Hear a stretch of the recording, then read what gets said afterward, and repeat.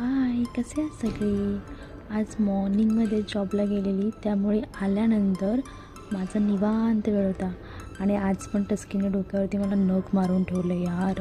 दुपारी कामं झाल्यानंतर मला थोडं सिटीमध्ये जायचं होतं, कारण की देवाच्या स्कूलमध्ये उद्या ॲक्टिव्हिटी होती आणि त्याला फ्रूटवाला बनून जायचं होतं, त्याच्याच रिलेटेडमध्ये. मग निघाली आणि अगोदर स्वेटर घातलं.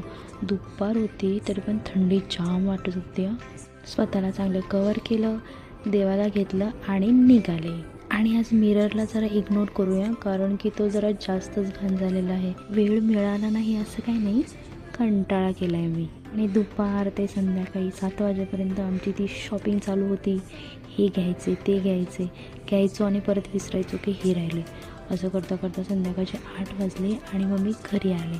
उरलेली फटाफट कामं करून घेतली, कारण उद्या सकाळी लवकर उठायचं होतं. Thank you for watching.